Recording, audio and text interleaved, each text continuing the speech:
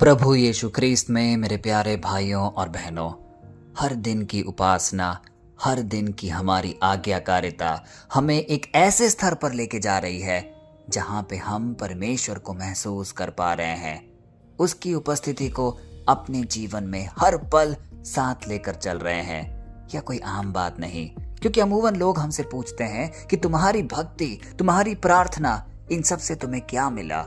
तुम तो धर्मी काम करते थे, तुम तो हर रोज चर्च जाते थे, क्या तुम्हारे जीवन में कोई बदलाव आया? आज का वचन जो हम अध्ययन करने जा रहे हैं वह हमें इन सारी चीजों का एक सच्चा जवाब देगा। अक्सर हम जो देखते हैं वही हम अनुभव करते हैं, हम जो चाहते हैं वह वही चीज होती है जो हमने दूसरों को अनुभव करते हुए देखा है। जैसे यदि हम देखते हैं कि कोई महंगी गाड़ी से चला के जा रहा है, या उसका घर बहुत बड़ा है, या उसके पास बहुत धन दौलत या ऐश्वर्य है, तो हो सकता है कि हमारा मन उन सारी चीजों को लेकर एक चाहत बनाए, हम वही चाहें जो हम देख रहे हैं। लेकिन सोचिए, एक ऐसा समय, एक ऐसा काल जहाँ पे जो हमने सोचा भी ना हो वह सब कुछ हमें प्रदान किया जाए, यानी हमारी बुद्धि से परे, हमारी सोच से परे।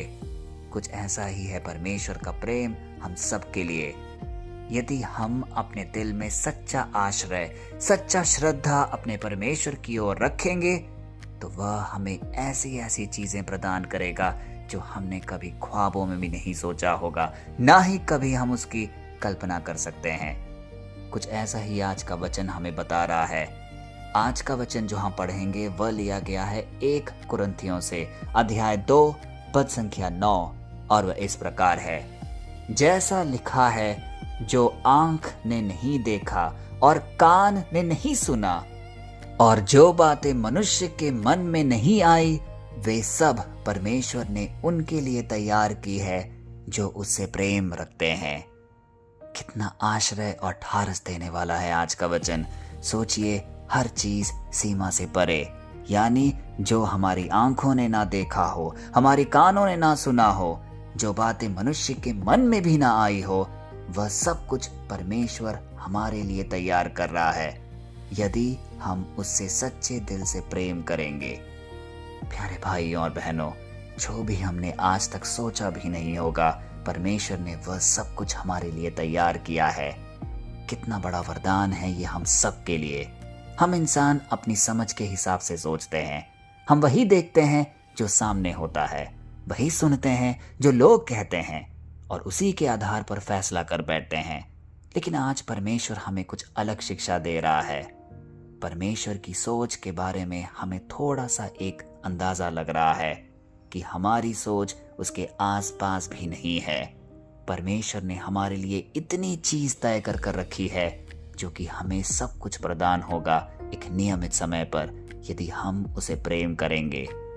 यह वचन पौलुस ने लिखा था, और कब? जब वह कुरिन्थियों की कलीसिया को समझा रहे थे। लोग उस समय ज्ञान और बुद्धि को बहुत बड़ा मानते थे। उन्हें लगता था कि जो हम देख पा रहे हैं, जो हम समझ पा रहे हैं, वही सत्य है।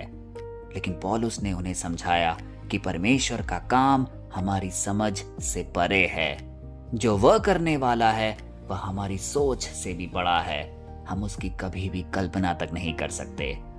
आज के इस वचन का गहरा अर्थ यह है कि जो आंख ने नहीं देखा, इसका मतलब परमेश्वर के पास आपके लिए ऐसी आशीषें हैं, ऐसे वरदान हैं जो आपने कभी भी देखी भी नहीं है, आपके सपनों से भी बढ़ी। हमें सिर्फ एक दृढ़ मन लेकर उस पर विश्वास करना है, क्योंकि वचन ये भी कहता है कि कान ने नहीं सुना। दुनिया चाहे कुछ भी कहे, लोग चाहे कुछ भी कहे, हो सकता है कि वह हमें कहे तुमसे नहीं होगा, तुम यहां तक ही पहुंच सकते हो, लेकिन परमेश्वर आज हमसे कह रहा है, मैं उससे भी आगे तुम्हें ले जाऊंगा, बस तुम मुझ पर विश्वास करो। मन में भी हमारे कभी भी ऐसी बात नहीं आई होगी, लेकिन परमेश्वर ने वह सब कुछ हमारे लिए तैयार किया है, क्योंकि कभी कभी हम खुद अपने लिए छोटी सोच रखते हैं, लेकिन परमेश्वर की योजना हमारी सोच से भी बड़ी होती है। इस वचन में आज का सबसे गहरी बात यह है कि परमेश्वर की आशीषें हमारी कल्पना से बाहर होती है, लेकिन एक शर्त है, यदि वह सारी चीजें हमें अगर प्राप्त करनी है तो हमें उसे भरपूर और सच्चे दिल से प्रेम रखना होगा। यह सिर्फ चाहने वालों के लिए ही नहीं है, बल्कि प्रेम करने वालों के लिए है। आज के हमारे जीवन में बहुत सारे लोग निराशा में जी रहे हैं। मेरी लाइफ में कुछ अच्छा नहीं हो रहा, मेरे सपने पूरे नहीं हो रहे हैं। इतनी नकारात्मक सोच लेकर हर दिन वो आगे बढ़ रहे हैं कि उनका जीवन अंधकार में ढकेला जा रहा है। कहीं ना कहीं उनके पास सब कुछ खत्म सा हो गया है। लेकिन आज का वचन हम सब के लिए एक आश्रय और एक दीप लेकर आया है। आप जो देख रहे हैं वह पूरी कहानी नहीं है। परमेश्वर की योजना कई बड़ी है। सोचिए, जब एक दरवाजा बंद होता है तो क्या परमेश्वर के पास दूसरा रास्ता नहीं होता? जिसने ये सृष्टि को रचा है, जिसने हमें इस दुनिया में भेजा है, क्या उसने हमारे लिए अगला रास्ता तय नहीं किया होगा? बिल्कुल किया होगा। हर बंद दरवाजे के बाद एक खुला रास्ता जरूर होता है, लेकिन हम उसी बंद दरवाजे को देखते देखते अपने आप को निराश कर बैठते हैं। आज का वचन हमें जीने की एक नई सीख दे रहा है कि अपनी सोच को सीमित मत रखिए। परमेश्वर सीमाओं से काम नहीं करता, उसकी क्षमताएं असीम है। हर परिस्थिति में हमें सिर्फ उस पर भरोसा रखना है। जो आज समझ नहीं आ रहा, उस पे ज्यादा जोर मत लगाइए। हो सकता है कि परमेश्वर ने वह राह हमारे लिए आसान कर रखा हो, बस हमें उस पे चलते रहना है। हमें कल की गवाही आज ही तैयार करनी है। परमेश्वर से प्रेम को हमें प्राथमिकता बनाना है। आशीषें खुद ब खुद हमारे पीछे चलती आ जाएगी। इसीलिए मेरे प्यारे भाई और बहनों, कभी कभी परमेश्वर हमारे सपनों को तोड़ता है। हो सकता है जो चीज हम चाहते हैं वह सही समय पर पूरी ना भी होती हो, लेकिन हमें निराश नहीं होना है। हमें सिर्फ यह याद रखना है कि हो सकता है कि वह चीज अभी मेरे लिए सही ना हो, उपयुक्त ना हो। हो सकता है कल वह मेरे लिए और लाभदायक हो, और तब मेरा प्यारा पिता परमेश्वर मुझे वह सब कुछ प्रदान करेगा। यदि इस क्रम में हम अपने जीवन का निर्वाहन करेंगे, यदि इस सोच से हम अपने जीवन का पालन करेंगे, तो निश्चय ही हमें सफलता मिलेगा, हमें शांति मिलेगी। तो आइए आज के वचन को अपने हृदय में जोड़ कर रखें और एक शक्तिशाली प्रार्थना अपने पिता परमेश्वर से कहें और बोलें, हे स्वर्गीय पिता, आज हम तेरे सामने विश्वास के साथ आते हैं। हे प्रभु, कई बार हम अपनी सीमित सोच में फंस जाते थे। हम वही देखते थे जो आंखों ने हमें दिखाया, लेकिन आज तू हमें सिखा रहा है कि तू हमारे लिए उससे भी बड़ा सोच कर रखा है।